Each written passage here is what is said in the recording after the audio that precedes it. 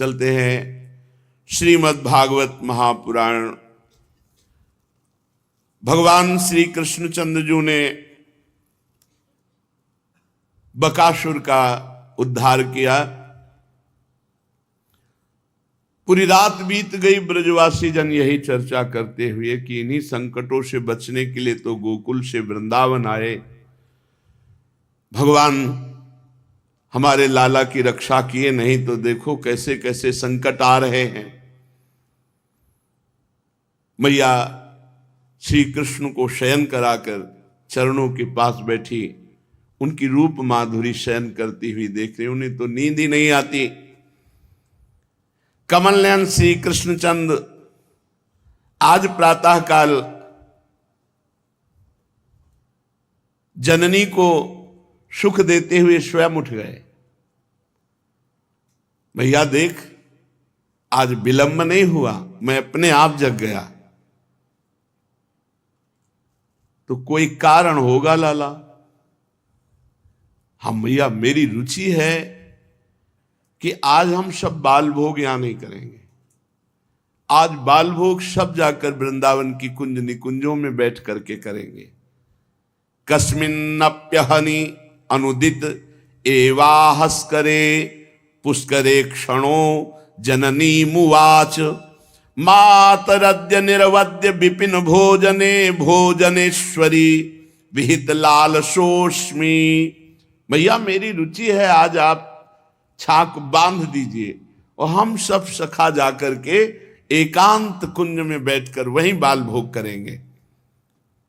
अपने लाला श्री कृष्ण की ऐसी इच्छा देखकर मैया यशोदा जी ने सहज में स्वीकार कर लिया। मैया अपने पुत्र की लालसा को पूर्ण करने के लिए हर तरह से तैयार रहती है। यही सेवक का धर्म है, स्वामी की रुचि में रुचि मिलाकर चलना। मन मन की रुचि जान नेह विधि अनुसरें। सखियां, ये भजन बल से सिद्धि प्राप्त होती कि इष्ट के मन में क्या चल रहा है। ये बात जो गुरु का अनन्य है उसको पता चल जाएगा गुरु के मन में क्या चल रहा है। केवल गुरु का अनन्य, जो अपने गुरुदेव के सिवा किसी को स्पर्श नहीं करता, तो स्पर्श करते ही पता चल जाएगा गुरुदेव किस स्थिति में है। नाभाजी अपने गुरुदेव के अनन्य थे, ना किसी से बात करना, ना किसी को देखना, ना कुछ और सुनना, अपने गुरुदेव के अनन्य। जैसे छोटा बच्चा मां के, तभी भगवत ऋषि जी ने कहा कै बच्चा के पेट, एक बच्चा की तरह अपने गुरुदेव के चरणों में।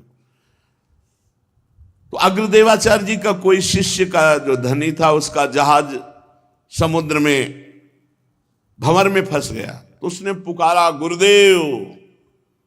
तो अग्रदेवाचार्य जी सियाराम जी को माला अर्पण करने जा रहे थे, भाव देश में, भाव में, मानसिक लीला में। नाभाजी ने देखा कि गुरुदेव का चित्त चंचल हो रहा है, मानसिक सेवा में बाधा पड़, तो ऐसे पंखा से किया और अंदर कहा गुरुदेव मानसिक सेवा में। काम हो गया, उसका जहाज बच गया। आप सियाराम जी को माला पहना। बोले कौन? कौन बोला? बोले जिसको आपने अपनी जूठन दे देकर पाला। ये नहीं कहा जिसको आपने अपनी जूठन दे देकर सेवा पूरी की, और कहा तुम्हारे अंदर मैं एक भागवतिक तेज देख रहा हूं जो बहुत बड़ा कार्य करेगा। तुम सब भक्तों के चरित्र को लिखो, और मेरा आशीर्वाद है जिस भक्त का स्मरण करोगे स्वयं आकर अपना चरित्र बता जाएगा। गुरु की अनन्यता, इष्ट की अनन्यता। तो मन मन की रुचि जान नेह विधि अनुसरें। सेवा तभी सिद्ध मानी जाती है जब इष्ट के अनुकूल करे, सेव्य के अनुकूल करे। अपने अनुकूल सेवा करना और इष्ट के अनुकूल सेवा करना बहुत बड़ा भेद है। मैया राजी हो गई जिसमें तेरी रुचि। यशोदा मैया अपने पुत्र की अभिलाषा सिर हिला करके पूर्ण की। हां बेटा।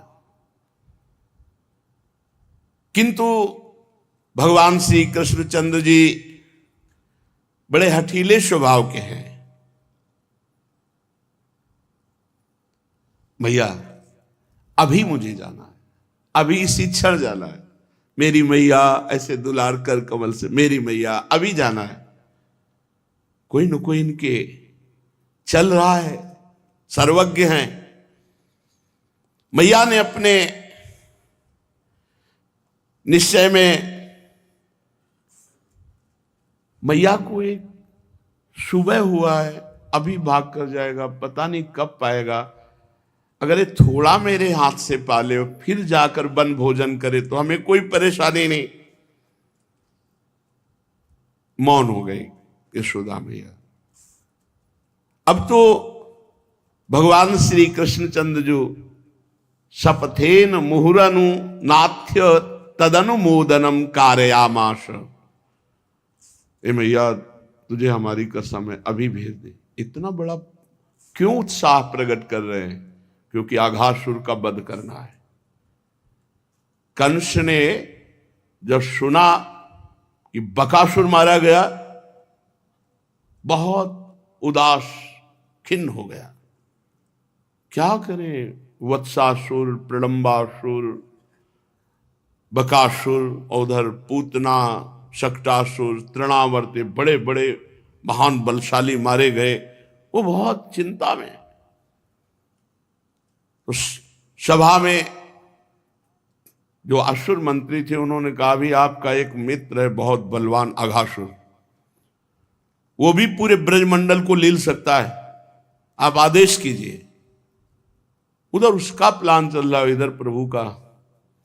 मैया से हट कर लिया शपथ पूर्वक, मैया तुम्हें हमारी शपथ है, हमें आज जाने दीजिए, मैं आज वन भोजन करूंगा।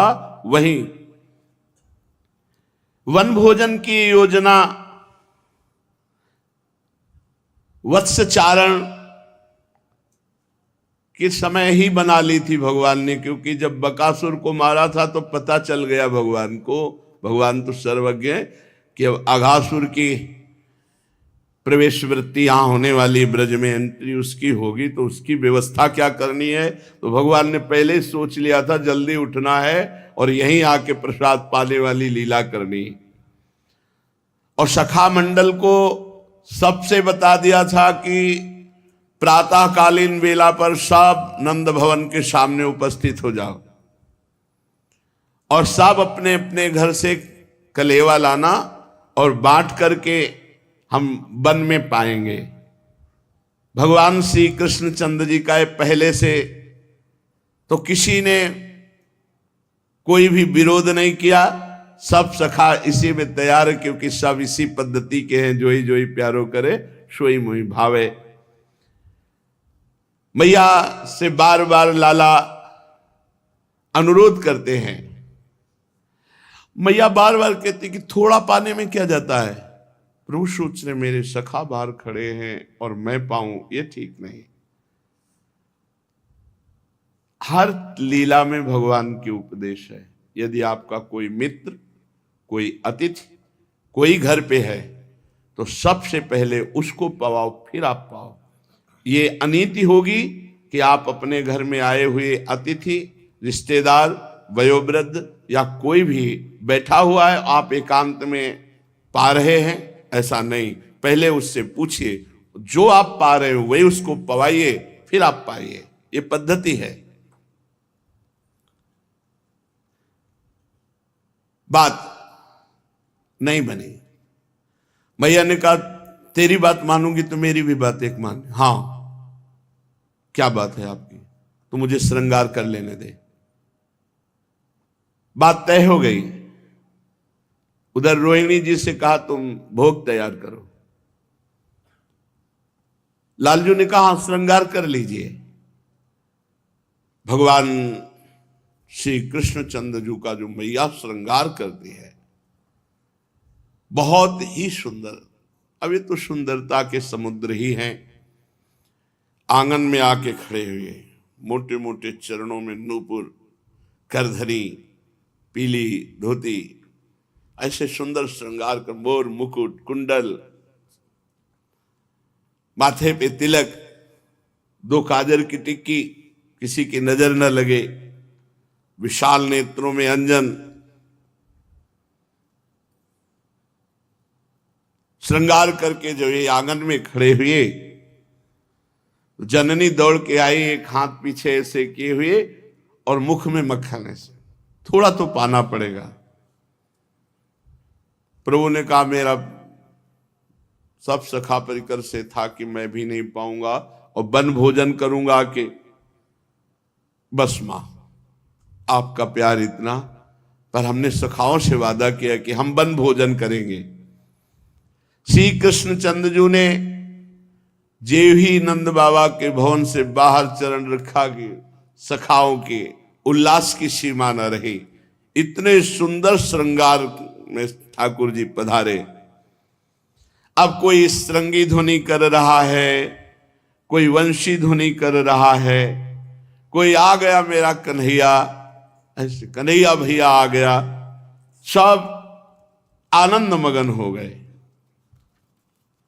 आज एक विशेष उल्लास है सखाओं में। जननी भी इस विचार में मगन है कि बिना कहे उठ गया, नहीं तो बहुत इसे दुलार करके उठाना पड़ता है। और सर्वाश्चर्य की आज अभी प्रातःकालीन बेला है और ये सखा सभा करके पहले से ही विराजमान है। अब तो पूरा परिकर वन की तरफ चल पड़ा। गोवत्सों को हाँक देने के लिए गोप बालक गोष्ठ की ओर दौड़े।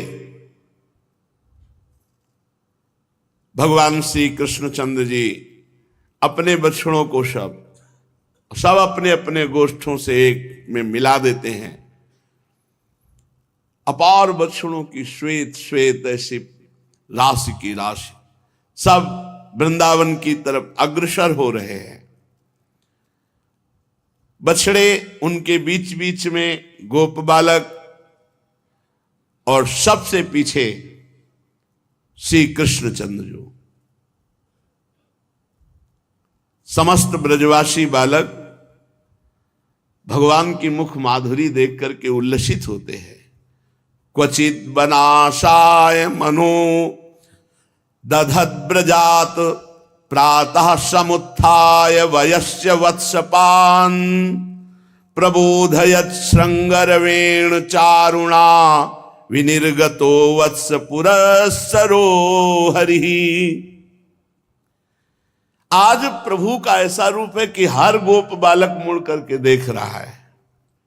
वेणुं वामे करकिशलये दक्षिणे चारुयष्टिं कक्षे वेत्रं दलविरचितं श्रृंगमत्यद्भुतं च बर्होत्तंसं चिकुरनिकरे बल्गुकंठोपकंठे गुंजाहारम कुवलय युगम कर्णयोश्चारु बिभ्रत। वाम कर में ऐसे बंशी सुशोभित है। भगवान मुख में ऐसे बंशी किए हुए और दाहिने कर से लकुटी सरंगी, ये सब अलकावली कपोलों पे झूल रही है। घुंघराले बाल हैं, मोर मुकुट, गुंजाहार, सुंदर कर्णयुगल, बहुत सुंदर शोभा श्री लालजू की है। कुंडल जब ऐसे तो कपोलों पे कांति पड़ती है। और हार, गुंजाहार के साथ रत्नहार, रत्न के जटित बाजूबंद। आज तो प्रभु का अद्भुत रूप समस्त गोप बालक अपने सखा श्री लालजू को देख देख करके बहुत आनंदित हो रहे हैं। असह्य आनंद आ रहा है। असह्य माने सहा नहीं जा रहा। अधिक से अधिक सब गोपों ने भोजन सामग्री अपने बालकों को, गोप बालकों को बांधी, क्योंकि पता है सब मिलकर पाएंगे और पता है सब श्री कृष्ण को पवाएंगे। इसलिए अच्छे अच्छे माखन मिश्री, छाछ, बहुत सी सामग्रियां, सबको चिंता है हर ब्रजवासी को कि कुछ ऐसा पदार्थ न जाए, क्योंकि कोई भी सखा बिना श्री कृष्ण को पवाए पाता नहीं है। अब सखाओं का समुदाय सहस्त्र सहस्त्र गोप सखा और बहुत अगणित बछड़े,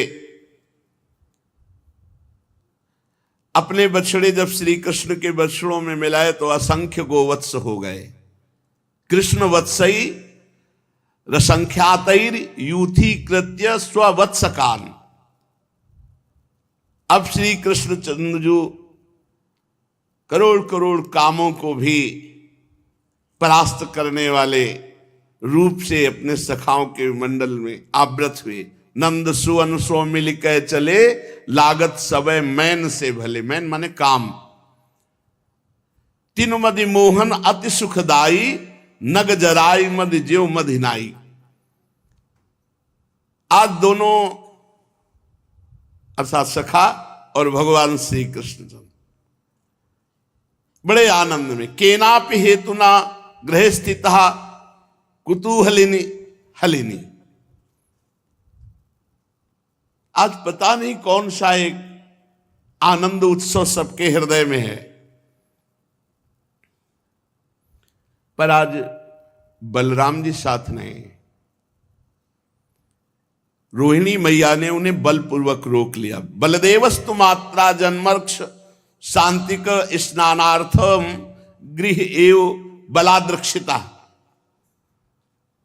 आज बलराम जी का जन्म नक्षत्र है, तो उनका स्नान करके ब्राह्मणों को दान देना है सबका। और आज प्रातःकाल ही प्रभु चल दिए थे, दाऊ दादा साथ नहीं थे।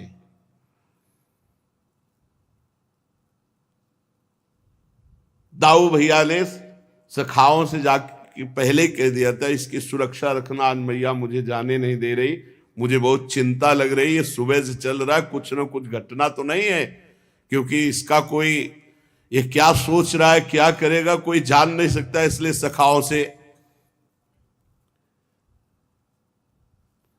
और श्री कृष्ण से कहा, मेरी इच्छा के विरुद्ध मुझे रोका जा रहा है, किंतु जो लीला तुम सोच रहे हो वो तुम संपादित करने में समर्थ हो, मुझे पता है।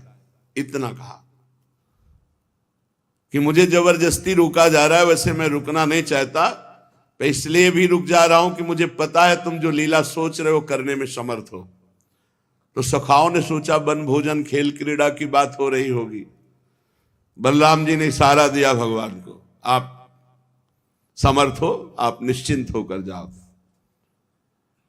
अब तो दाऊ भैया ऐसा कुछ हुआ कि किसी को स्मृति नहीं कि दाऊ भैया हमारे साथ हैं कि भी नहीं है। नवीन उत्साह, अरविंदाक्ष कमल नयन भगवान श्री कृष्ण के चंचल नेत्र सब सखाओं के मुखमंडल पर, कोई गुंजा, कोई कांच, कोई मुक्तामणि, कोई स्वर्ण निर्मित आभूषणों से रचना किए हुए ग्वाल बाल सखा सब, और नीलमणि मनोहर श्रृंगार किए हुए।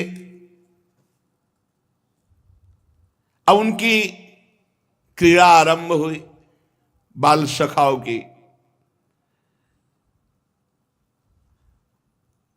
विविध प्रकार की बाल चेष्टाएं प्रभु करते, जैसे साधारण बालक खेलते ऐसे ही।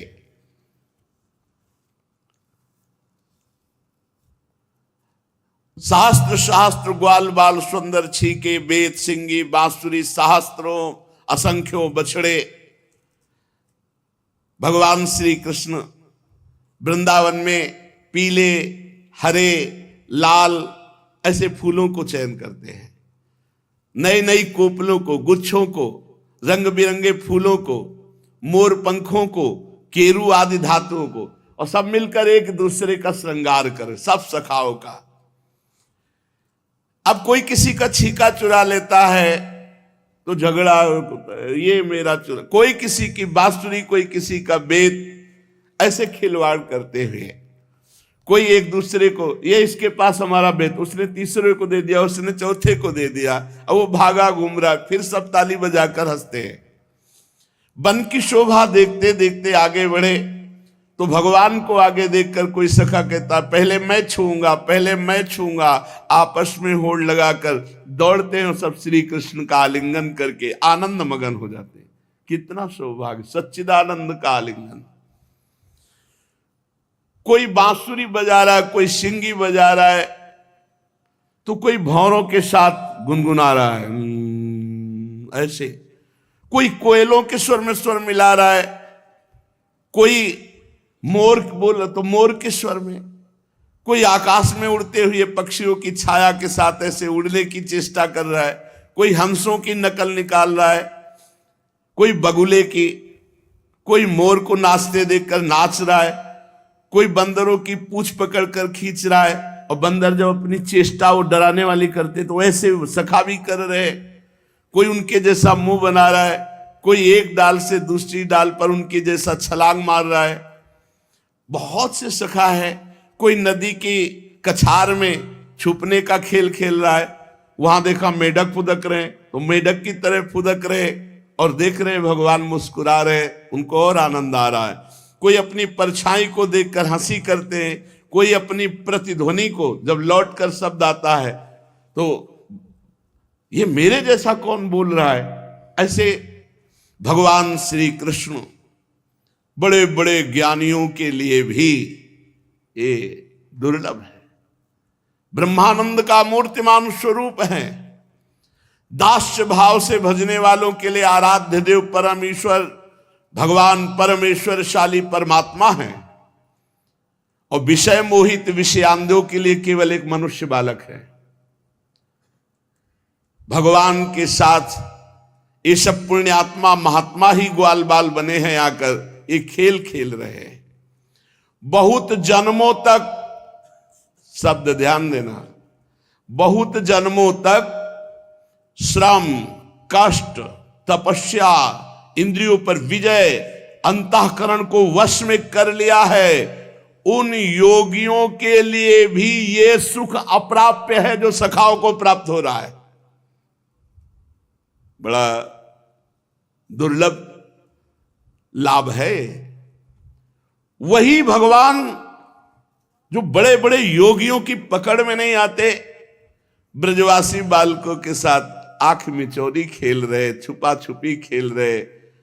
श्री सुखदेव जी कहते परीक्षित इनके सौभाग्य की महिमा हम कैसे वर्णन करें। इसी समय सखा बछड़े और श्री कृष्ण ये मानो गए, अब आप चिंता मत करो, जो जाता है वो यही कह के आता है।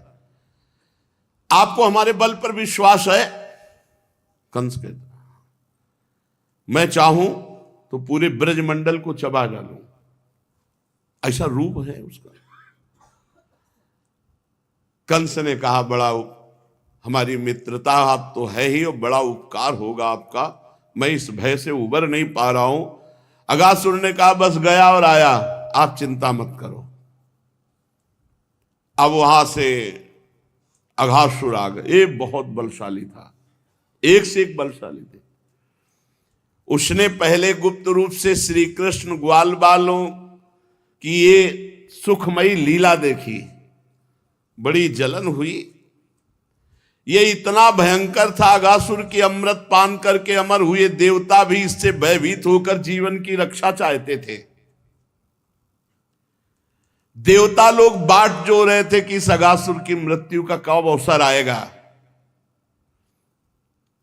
ये अगासुर पूतना और बकासुर इनका छोटा भाई है। ध्यान से देखा श्री कृष्ण की तरफ, इसने हमारी बड़ी बहन पूतना को मारा, हमारे भैया बकासुर को मारा, आज इसे मार करके इसके जब हम मार देंगे तो हमारे जो पधारे हुए जन हैं उनकी छाती शांत होगी, आत्म शांति के लिए आज इसको मारे। वो श्री कृष्ण श्री दामा ग्वाल बालों को देखकर मन ही मन सोचने लगा, मेरे सगे भाई बहन को मारने वाले, आज तो जिंदा नहीं बचेगा, आज मैं तुझे मार डालूंगा। जब मैं इसे मार डालूंगा तो मेरे भैया और बहन को तर्पण की तिलांजलि, और सारे ब्रजवासी श्री कृष्ण के बिना अपने आप मर जाएंगे। जब उनके सब सखाओं को श्री कृष्ण को मार देंगे तो ब्रजवासी तो ऐसे ही मर जाएंगे। मृत्यु से ब्रजवासी अपने आप मर जाएंगे, ऐसा निश्चय करके दुष्ट दैत्य अजगर का रूप धारण करके लेट गया, जिधर से सब बछड़े और सखा खेलते हुए आ रहे थे। कितना बड़ा अजगर का शरीर था? 1 योजन, 4 कोस बड़ा। 4 कोस कितना लंबा होता है? बहुत। 1 योजन और ऊंचाई पर्वत के समान, बड़ा अद्भुत। उसकी नियत थी एक झटके में बछड़ा, सखा, श्री कृष्ण सबको निगल जाने की, इसलिए उसने अपना मुंह फाड़ रखा था। और अजगर में एक आकर्षण शक्ति होती, जैसे उसके सामने शिकार आया तो वायु घसीटती है, और जब पकड़ लेता है तो उसकी पकड़ से उसके शरीर को काट डालो तभी बचना होता नहीं, उसकी पकड़ इतनी जोर की होती है, बचना नहीं हो सकता। अजगर की पकड़ देखो, भीम नहीं बच पाए। अजगर की जब पकड़ हुई, नहुष जी अजगर के रूप में थे, जब पकड़ में लिया तो भीम महाबलशाली, फाड़ के फेंक दे कितने अजगरों को। भीम के स्वरूप का जब वर्णन आया है कि जब ये वो पुष्प लेने के लिए जो द्रौपदी के पास उड़कर आया था, द्वितीय पुष्प लेने के लिए, जब ये पर्वत की तरफ जा रहे थे तो बड़े बड़े वृक्षों को चकनाचूर करते हुए, मद बहाते हुए, हाथियों को घूंसे से धराशायी करते हुए, अपनी ताल और गर्जना से सिंहों को भयभीत करते हुए, तभी हनुमान जी ने कहा ये उग्र रूप लेके जा रहे हैं, कोई न कोई इनको साप दे देगा, ये ऋषियों का क्षेत्र है, ये सिद्धों का क्षेत्र है। तो हनुमान जी रास्ते में बैठ गए। पवन पुत्र ये भी, पवन पुत्र वो भी। हे वृद्ध वानर, रास्ता दीजिए, हटाइए पूछ। उनका कह ही दिया है वृद्ध हैं तो हम अपनी पूछ उठा नहीं सकते, आप उठा दीजिए। मतलब मजाक समझा है, हटाओ पूछ। अरे बूढ़ा हूं, उठा के पूछ अगर चले जाओगे तो क्या हो जाएगा? क्योंकि नांगना ये किसी भी विवेकी, किसी भी जीव को नहीं नांगना चाहिए। जैसे कोई पड़ा है तो ऐसे नांग कर नहीं जाना चाहिए, नहीं उसके सुकृत नष्ट हो जाते हैं। अब यहां किसी को पता ही नहीं, पशु पक्षी को भी नहीं नांगना चाहिए। अगर कोई ऐसे पशु है तो नांगना नहीं, साइड से निकल जाओ। नांगने से सुकृत नष्ट हो, लात मारने से सारे सुकृत नष्ट हो जाते हैं। किसी को, अब शास्त्रों को तो सुनते पढ़ते बहुत कम लोग हैं। भीम नांग सकते थे लेकिन नांगा नहीं, क्योंकि सुकृत नष्ट हो जाए, इसलिए कहा पूछ हटाओ, तुम आप हटा लो। भीम ने कहा तो तुम्हारे प्राणों पर अब बनने वाली है, क्योंकि तुम हमारी आज्ञा का उल्लंघन करते हो। और हिली नहीं पूछे, दोनों हाथ से उठा फिर भी नहीं हिली, पूरी ताकत लगा दी फिर भी नहीं हिली। हनुमान जी ने कहा बूढ़ा हूं, शक्तिहीन हूं, लगा लो ताकत। तो हाथ जोड़ के कहा आप हमारे बड़े भ्राता पवन पुत्र हनुमान है क्या? तो मुस्कुरा दिया। तब कहा प्रभु आप ऐसी लीला क्यों कर रहे हो? क्योंकि तुम भाई आगे जाओगे तो तुम्हें शाप मिल जाएगा, क्योंकि तुम जैसी भावना में उन्मत्त होगे। ऐसे महाबलशाली भीम को जब नहुष ने लपेटा, अजगर रूप में थे, त्राहिमाम बोल गए अजगर की लपेट से। ये तो कहो युधिष्ठिर जी आके प्रश्नों का उत्तर दे, वो अजगर योनि से मुक्त हो गए, बच गए। अब ये अघासुर 4 कोस लंबा शरीर फैला के, गुफा जैसा मुंह, नीचे के ओठ पृथ्वी पे, ऊपर का ओठ बादलों से, कंदराओं के समान जबड़े, पर्वत शिखर की नुकीली ऐसी दाढ़ें, मुंह के भीतर घोर अंधकार गुफा जैसा, और जीभ ऐसी लग रही थी कि इस गुफा में प्रवेश करने की सड़क है, और सांस दावा नल के समान धधक रही थी। अगासुर को देख करके गोप बालकों ने कहा देखो देखो, ये तो हमने देखा ही नहीं वृंदावन की शोभा, ये कितना कौतुक, देखो देखो, ये तो ऐसा लगता है जैसे अजगर का मुंह हो। वो समझ रहे हैं वृंदावन की शोभा है। कोई कहता मित्र भला बताओ तो ये हमारे सामने जो ये दृश्य है इसमें ऐसा सही नहीं लग रहा, कि ये अजगर का खुला हुआ मुख है? दूसरे ने कहा हाँ हाँ, सूर्य की किरणें पड़ने से ये जो कुछ लाल लाल दिखाई दे रहा है, ऐसा लग रहा है कि अजगर का ऊपरी ओठ है, और बादलों की परछाई से जो नीचे का दिखाई दे रहा है वो लग रहा है ये नीचे का ओठ है। तीसरे ग्वालवाल ने कहा हाँ हाँ, देखो तो सही, ये दाईं और बाईं ओर की गिर गुफा कंदराएं ऐसा लग रही अजगर का जबड़ा है। ये ऊंची ऊंची शिखर पंक्तियां तो साफ साफ इसकी दाढ़े मालूम दे रही। चौथे सखा ने कहा भाई ये लंबी सड़क बीच से जा रही है, ऐसा लग रहा है कि ये गुफा के अंदर प्रवेश करने का अजगर का मुंह है। अगले ग्वालवाल ने कहा देखो गरम गरम सांस आ रही, हमें लगता है जंगल में कहीं आग लग गई। क्या इस सांस का मेल बैठ रहा है इस दृश्य से, ऐसा लगता है अजगर के अंदर से आ रही,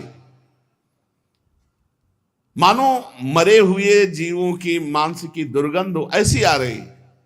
एक ने कहा ए भाई, इस रोड से चल के देखते हैं ना अंदर, क्या है सही में अजगर है? अगर अजगर होगा तो निगल जाएगा। अरे भाई अगर निगल गया तो मेरा कन्हैया बकासुर के समान फाड़ के फेंक देगा इसे, ये ठसक है। ए डरना क्या, मेरा कन्हैया है, जैसे बकासुर मारा गया ऐसे अगासुर मारा जाएगा। ये मेरा कन्हैया मुझे छोड़ नहीं सकता। ये दो बातें अंदर बैठे, ये मेरा कन्हैया मुझे छोड़ नहीं सकता, अगर ये मारने की चेष्टा की तो ये भी मारा जाएगा, मेरा कन्हैया है। यही ठसक तो बहुत भगवत कृपा से आती है।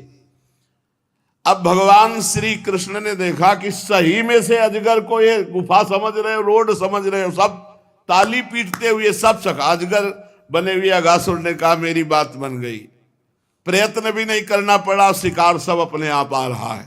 सब सखा कि एक नई रचना वृंदावन की, चलो देखते हैं। 4 कोस लंबी ऊंचा मुख, ताली पीटते हुए श्री कृष्ण की तरफ देखते हुए, प्रविश नगर की जय सब काजा, हृदय राख कौशलपुर, कोई अमंगल नहीं कर सकता। घुस गए अगासुर के मुख में, बढ़िया रोड है कोमल कोमल, उसकी जबान में।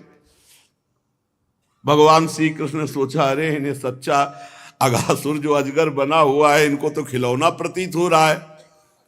अच्छा, भगवान की दृष्टि में कुछ छिपा तो रहता नहीं। समस्त प्राणियों के हृदयों में निवास करने वाले भगवान ने सोचा कि अच्छा वो अभी किसी सखा को खाया नहीं, क्योंकि इंतजार कर रहा मुखिया तो आवे अंदर। भगवान श्री कृष्ण ने सोचा अब सखाओं को बचाने के लिए हमको जाना पड़ेगा, इसके मुख में जाना पड़ेगा। भगवान ये सोच ही रहे थे कि अगासुर ने झटका मारा तो 10,000 सखा जो उसके मुख में खेल खेल में पहुंच सब पेट में गए। अब भगवान ने सोचा कि अब तो ज्यादा देर रहने पर सबकी मृत्यु हो जाएगी, तो अच्छा जहां पूतना गई है बकासुर गया है, इसको भी भेजना पड़ेगा। भगवान दौड़ लगाई और उसके मुख में आ गए। अब तो अगासुर प्रसन्न हो गया, क्योंकि उसकी बात बन गई ना। सखा अंदर गए और सखा का मुखिया अब एक झटके में ये भी अंदर जाएगा। उसने भगवान को निगलने का प्रयास किया। भगवान श्री कृष्ण अभय देने वाले हैं। देखा कि मेरे मित्र सखा संकट में फंस गए, जैसे कोई आग में स्वयं कूद पड़े, तो अब तो अघासुर की जठराग्नि भस्म कर डालेगी इनको। मुझे अब इनको मृत्यु से बचाना होगा, क्योंकि हमारे सखा बहुत भोले हैं। परीक्षित भगवान श्री कृष्ण भूत भविष्य वर्तमान सबको प्रत्यक्ष की तरह देखते हैं। समझो, हमारे प्रभु हमारे भूत को, हमारे भविष्य को और हमारे वर्तमान को, तीनों को प्रत्यक्ष की तरह देखते हैं। हमें क्या डर है, उनको पता है कि क्या होने वाला है, क्या होगा। उनके लिए जानना कोई कठिन नहीं था कि अब क्या करना चाहिए, कैसे बचाना चाहिए। सब देवता हाय हाय पुकार उठे जब भगवान अघासुर के मुख में आ गए। जब देवताओं की हाय हाय सुनी तो गुप्तचरों ने बताया काम हो गया कंस से। सखा सब अंदर और जो श्री कृष्ण है वो उनके मुख में अघासुर के है। बड़ा आनंदित हुआ कंस, बहुत गुप्तचर को माला तोड़ के दी, काम हो गया। अभी सोचा नहीं कि काम किसका हो जाएगा। अब असुरों और बछड़े भी, अरे भैया कोसों मुंह फैलाए हुए, और भगवान श्री कृष्ण को सबको चबा चबा के चूर करने का प्रयास करने लगा। भगवान श्री कृष्ण ने अपने शरीर को विराट रूप किया, बढ़ाया, इतना बढ़ाया मोटा लंबा, बिल्कुल फिट उसका मुंह बंद, कहीं से वायु आने जाने की। अब थोड़ी देर में प्राणवायु रुक गई, आंख उलट गई, व्याकुल हो गया, छटपटाने लगा, शरीर रुका। अब बाहर से तो बंद है, ब्रह्मांड फोड़ करके उसके प्राण निकल गए, ब्रह्मरंध फोड़ कर प्राण निकल गए। वैसे बड़े भाग्यशाली है ये सब, जिनका नाम मुख में हो तो परम पद मिल जाता है। वो मुख में है तो अब बताओ, ब्रह्मरंध प्राण योगियों के निकलते हैं जो अष्टांग योग में सिद्ध महापुरुष होते हैं। सारी इंद्रियां सब भगवान मुकुंद ने अमृतमयी दृष्टि से देखा। समस्त बछड़े ग्वाल वाल सब स्वस्थ अघासुर के मुख से बाहर आए, और भगवान भी बाहर आए। वो मर गया था अघासुर। भगवान को इन असुरों के मारने के लिए जन्म लेने की आवश्यकता है? अरे एक संकल्प, भ्रकुटि विलास सृष्टि लय हुई, ये सुख देने के लिए। ये जो बड़े बड़े महात्मा ग्वाल बने हैं, गैया बने हैं, बछड़े बने, इनको सुख देने के लिए। फिर एक अद्भुत घटना घटी। जे ही भगवान बाहर आए तो जो अघासुर से निकले हुई तेजोमयी ज्योति थी वो दसों दिशाओं में प्रज्वलित हो उठी, और भगवान के बाहर आते ही सखाओं और देवताओं के देखते देखते भगवान में समा गई। सखाओं ने देखा था कि वत्सासुर से भी, बकासुर से भी, अघासुर से वो इन्हीं में। देवता फूल बरसाने लगे, अप्सराएं नृत्य करने लगी, गंधर्व गान करने लगे, विद्याधर बाजे बजाए, और बड़े बड़े जो वेदस्व रूप हैं वो सब स्तुति करने लगे, गुप्त रूप से भगवान की वंदना। भगवान ने अघासुर को मारकर जगत का बहुत बड़ा उपकार किया। नहीं, बहुत सर्वनाश करने वाला ये राक्षस था।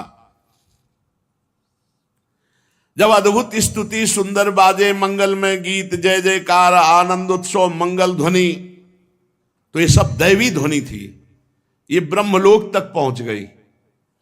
ब्रह्मा जी ने ध्वनि सुनी तो क्या हुआ, सोचा कहां क्या हुआ, तो वो हंस पर चढ़ करके जहां ध्वनि हो रही थी आए तो देखा वृंदावन के आकाश में सब देवता वो ध्वनि कर रहे।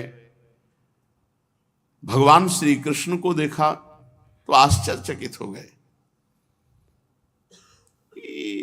परब्रह्म परमात्म तत्व जिसका वर्णन किया जाता है वो यही है, क्योंकि इतने बड़े असुर को मारा। ब्रह्मा जी अभी पता नहीं क्या हुआ, इनको संशय सा होने लगा। और परीक्षित जी ने कहा प्रभु आगे क्या हुआ, तो उन्होंने कहा फिर वो जो चाम सूख गया था उसमें ब्रजवासी बालक खेलते रहे, और ये चर्चा 5वें वर्ष में हुई थी अघासुर की मृत्यु, और चर्चा 6वें वर्ष में ब्रज में हुई कि अघासुर मारा गया है। 1 वर्ष बाद अघासुर तो मूर्तिमान पाप था, भगवान के स्पर्श से वो सारूप्य मोक्ष को प्राप्त हुआ। ये कोई आश्चर्य की बात नहीं, क्योंकि परमात्मा श्री कृष्ण के स्पर्श से सारूप्य मोक्ष मिलना कोई दुर्लभ बात नहीं। देखो परीक्षित, भगवान श्री कृष्ण की अगर एक अंग की प्रतिमा का ध्यान कर ले, जो मूर्ति है मूर्ति के एक अंग का ध्यान कर ले और उसी को हृदय में बैठा ले तो शालोक के सामीप्यादि मोक्ष प्रदान कर ले। फिर साक्षात भगवान उनके मुख में चले गए अघासुर के।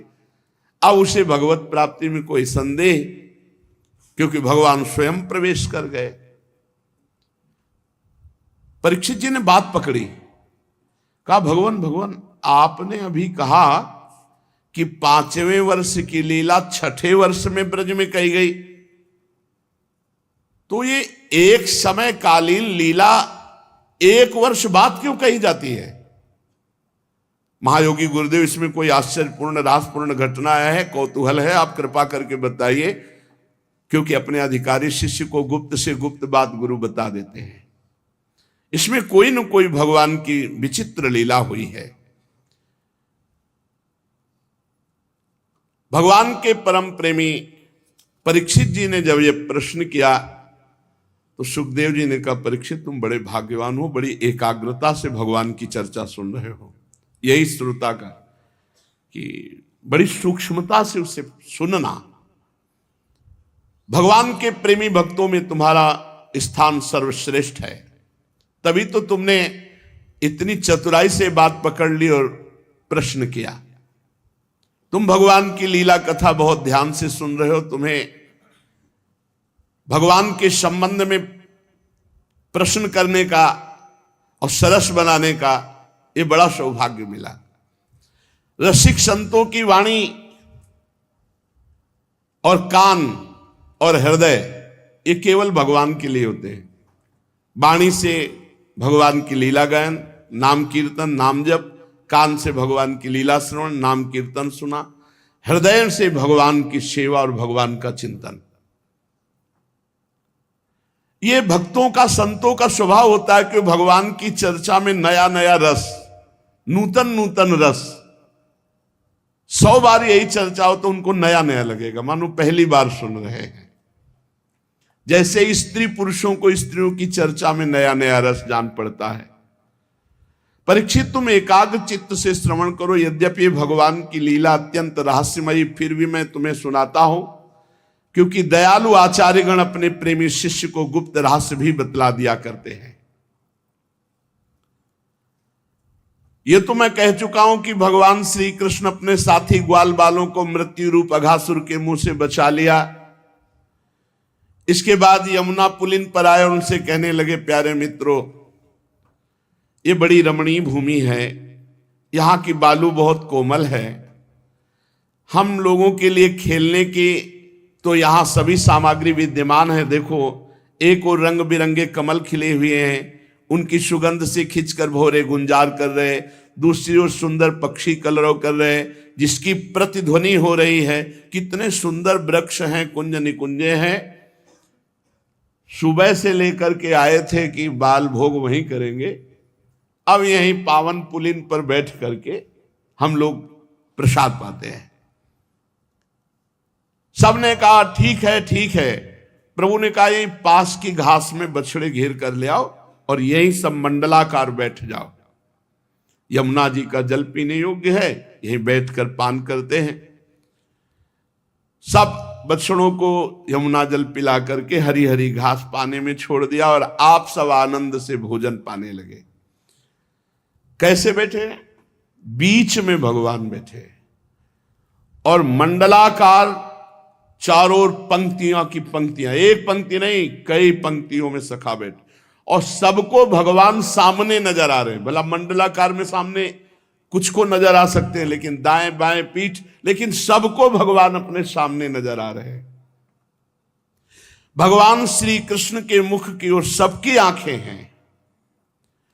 वन भोजन के समय श्री कृष्ण साथ बैठे हुए ग्वाल बाल ऐसे शोभायमान हैं मानो कमल की कर्णिका के चारों ओर छोटी बड़ी पंखुड़ियां और बीच में पराग, ऐसे भगवान।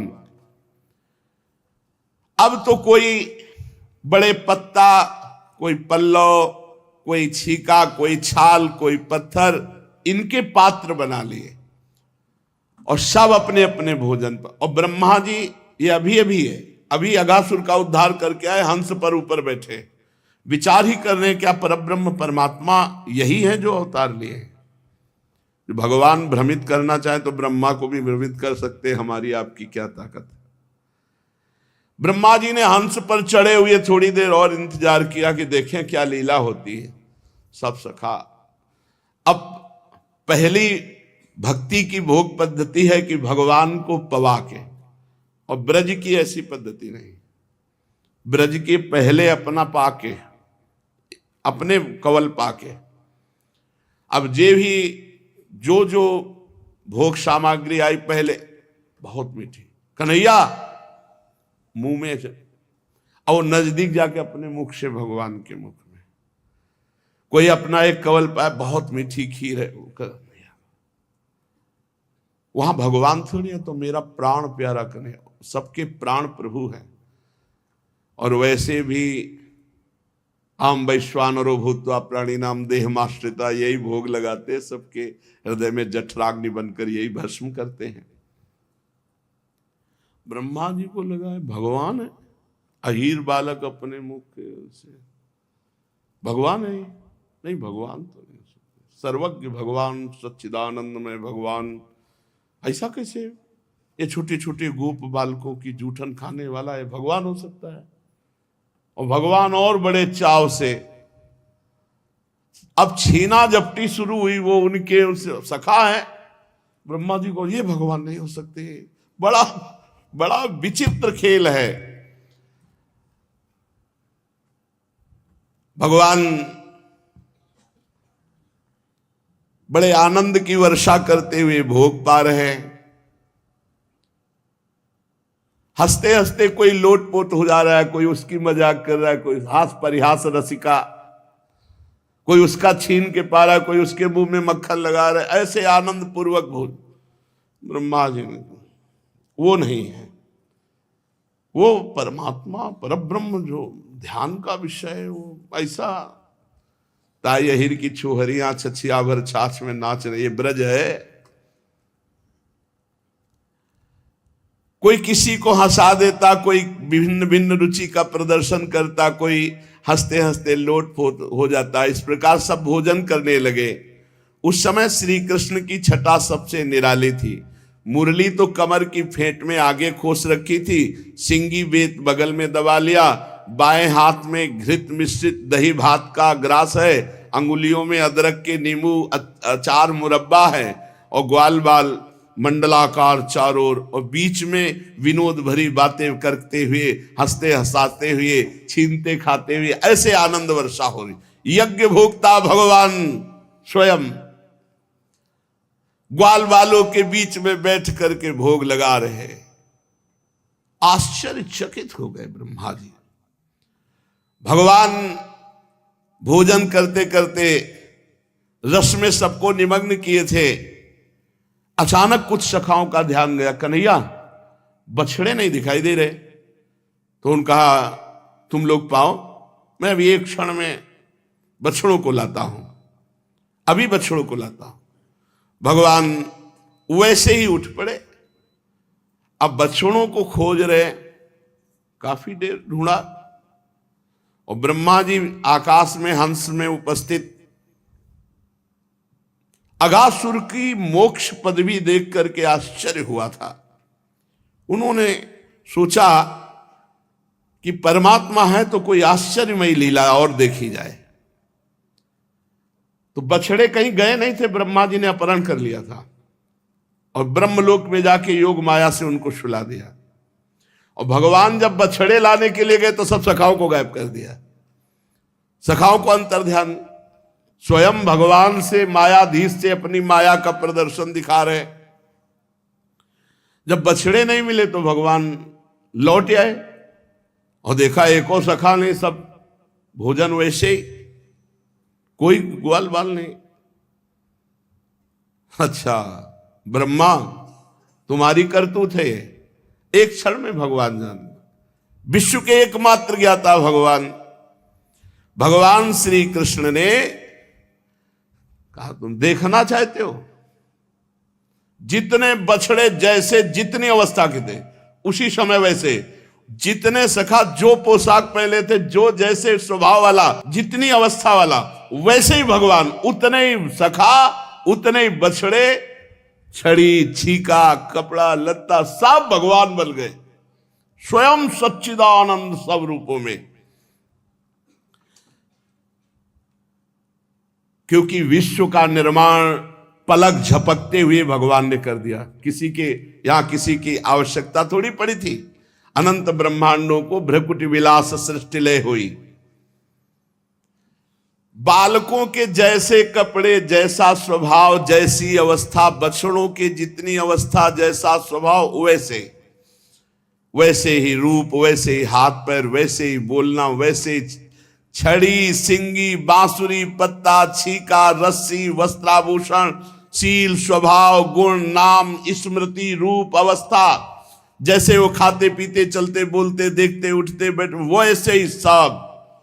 जैसे ऋचाएं कहती, वेद कहता संपूर्ण ब्रह्म सर्वम खलविदम ब्रह्म, तो वो साक्षात भगवान सब कुछ बने।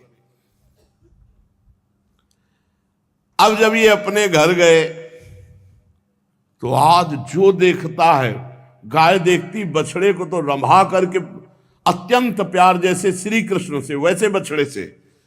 हर सखा की मां बहुत आह्लादित होकर वैसे ही प्यार करती जैसे श्री कृष्ण, क्योंकि श्री कृष्ण बने हुए हैं। जो बच्चे दूध पीना छोड़ दिए थे, उन माताओं के भी वात्सल्य स्नेह से दुग्ध टपकने लगा स्तनों से, क्योंकि साक्षात ब्रह्म आज दुग्ध पान करेगा। भगवान अपनी लीला नित्य दिनचर्या, और ब्रह्मा जी सखाओं को और बछड़ों को योग माया से सुलाए हुए हैं। सोने दो, कल जगाएंगे। श्री राधा वल्लभ लाल की।